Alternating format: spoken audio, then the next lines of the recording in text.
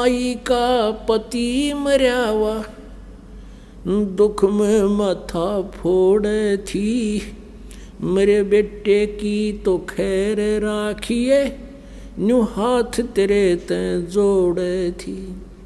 एक माई का पति मर्या वो दुख में माथा फोड़े थी, मेरे बेटे की तो खैर राखिए न्यू हाथ तेरे ते जोड़े थी। उस दुखिया का एक बेटा वह बेटे पे दिन तोड़े थी, अपने पूत की खैर के लिए वो तेरे देई धाम को दौड़े थी। उस दुखिया का एक बेटा बेटे पे दिन तोड़े थी, अपने पुत्र की सुरक्षा के लिए तेरे देई धाम पर दौड़े थी। उसके आगे ओ भी खा लिया, कति करी ही न टाल तने, सतपुरुष बुला दिया आप जना लिया, कुछ ना सोची ही काल तने। भला मान चाहे बुरा माने एक ओछी चली चाल तने, सतपुरुष बुला दिया आप जना लिया, कुछ ना सोची ही काल तने।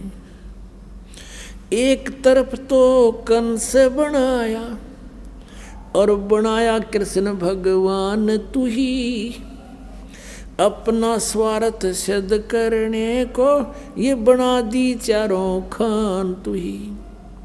एक तरफ तो कंस बनाया और बनाया कृष्ण भगवान तू ही, अपना स्वार्थ सिद्ध करने को ये बना दी चारों खान तू ही। सतगुरु जी की मेरे हुई तब अमन तेरी जान हुई, ओछी उपासना सारी ये छुटगी अब बुरे कर्मों से आन हुई। सतगुरु जी की मेरे हुई तब अमन तेरी जान हुई, ओछी उपासना सारी ये मिटगी ये बुरे कर्मों से आन हुई।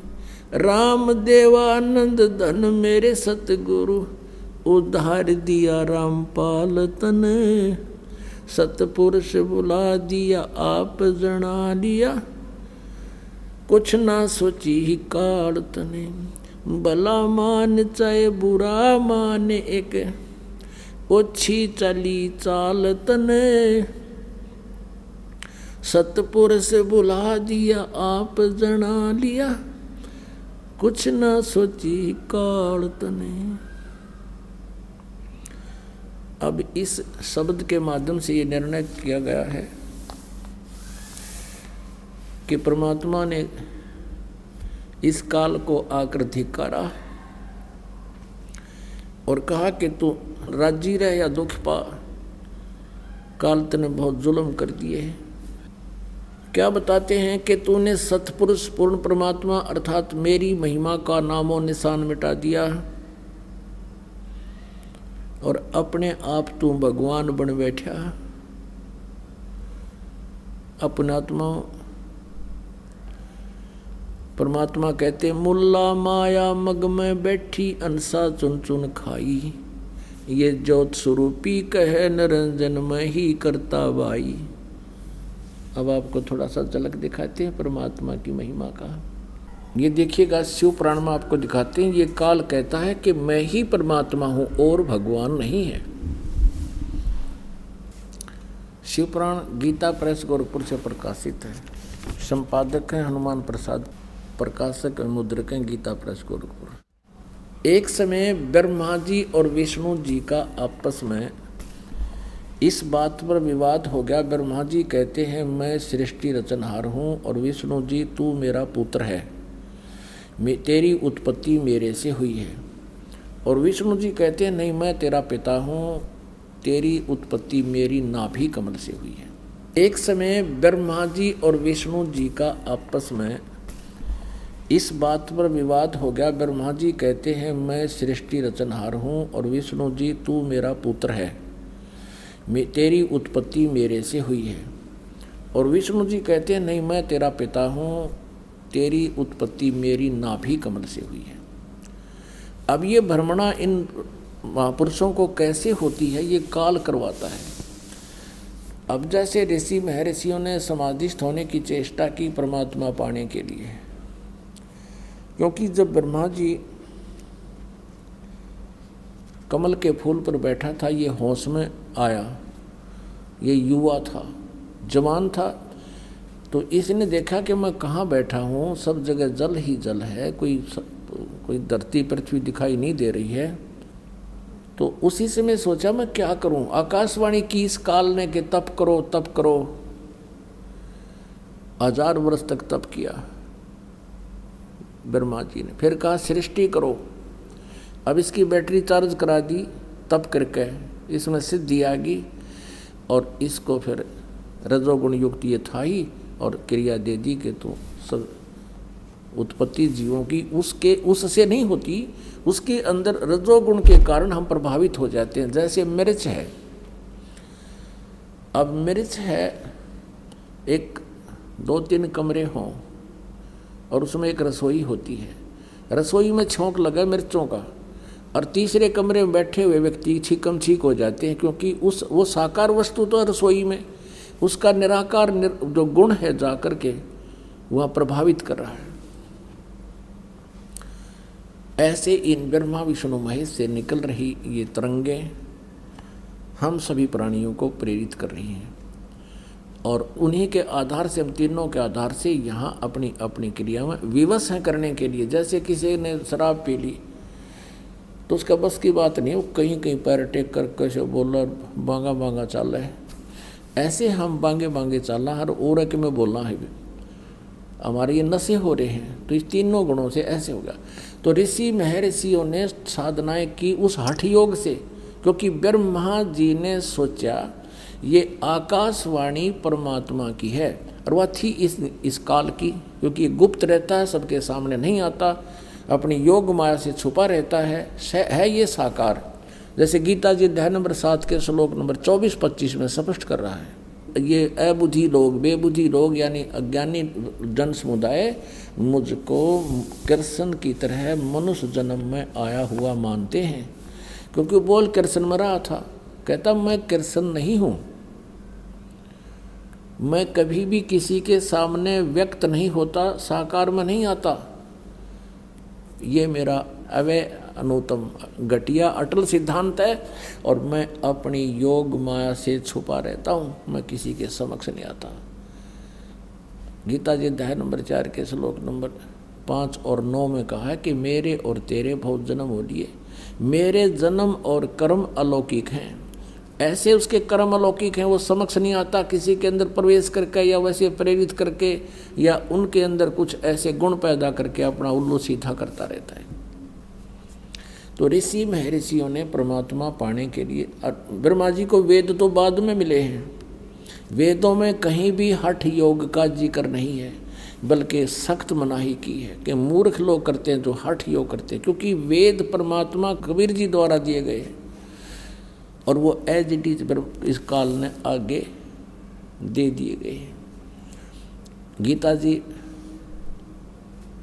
अध्याय नंबर 17 के श्लोक नंबर 1 से लेकर 7 तक कहा है। जैसे गीता जी अध्याय नंबर 16 के श्लोक नंबर 23 में कहा कि जो शास्त्र विधि को त्याग का मनमाना आचरण करते हैं उनको न तो सुख होता है, न कार्य, न कोई सिद्धि प्राप्त होती है और न ही उनकी गति होती है, यूजलेस। तो गीता जी अध्याय नंबर 17 के श्लोक नंबर 1 में पूछा है अर्जुन ने कि शास्त्र विधि को त्याग कर जो अपनी इच्छा से अन्य देवताओं की पूजा करते हैं वो व्यक्ति कैसे हैं और उनकी कैसी वृत्ति होती है। तो उसमें बताया है कि जो जिस भी गुण की, जिस भी देवता की पूजा करता है, विष्णु जी का पुजारी कुछ थोड़ा बहुत तो सतोगुण होता है और रजोगुण, ब्रह्मा का उपासक में रजोगुण होता है और शंकर के उपासक में तमोगुण की अधिकता बनी ही रहती है। अपने आत्माओं, समस्या क्या है कि ये ज्ञान -0 तो पहुंचा रखा था इन काल के दूता ने अड़ंगा कर रखा था, भट्ठा बैठा रखा धातु विज्ञान का। और यो -0 से अब 100% पर लाना पड़ेगा, इसलिए इतना प्रयत्न करना पड़ रहा है। वही पवित्र सद्ग्रंथ जिनको हम शिरोधार्य माना करते थे, सत्ज्ञान युक्त माना करते थे, आज उन्हीं के अंदर प्रमाण है और वो मनाई है जो हम किया करते थे। अब देखिएगा, पहले आपको श्रीमद् भगवद गीता दिखाते हैं। गीता प्रेस गोरखपुर से प्रकाशित है, जयदयाल गोविंद का इसके अनुवादक है।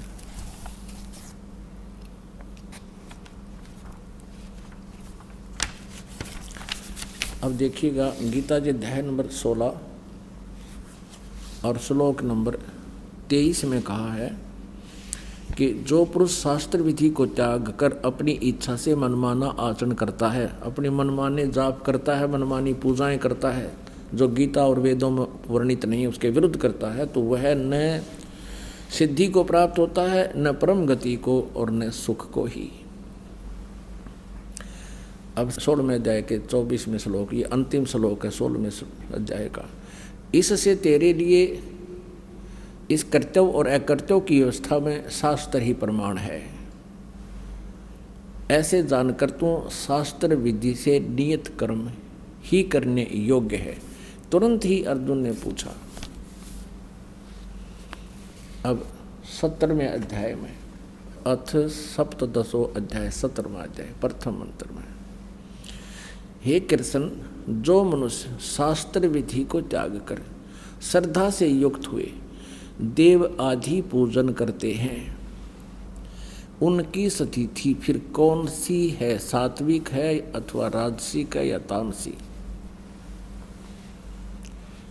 अब नंबर 2 17वें अध्याय का दूसरा श्लोक, मनुष्यों की वह संस्कार से रहित स्वभाव से उत्पन्न श्रद्धा सात्विक और राजसी तथा तामसी ऐसे 3 प्रकार की होती है, उसको मुझसे सुन। अब ये काल कह रहा है, ये श्री भगवान उवाच, ये गीता ज्ञान दाता श्री कृष्ण में प्रवेश करके बोल रहा है, वो मुझसे सुन।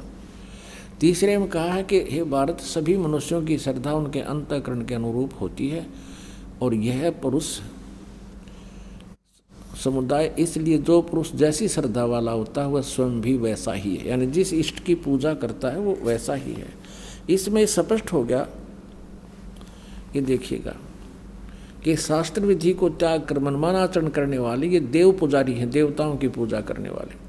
सात्विक पुरुष देवों की पूजा करता है, ये देवताओं की पूजा करती हैं अच्छी आत्माएं, लेकिन वो है शास्त्र विधि रहित। और राजस पुरुष जो ना यक्ष राक्षसों की पूजा करते हैं धन के लाभ के लिए, और अन्य तामस मनुष्य हैं वो प्रेत और भूत गुणों के, ये श्राद्ध श्रुद्ध निकालते हैं, जंतर मंत्र करते रहते हैं।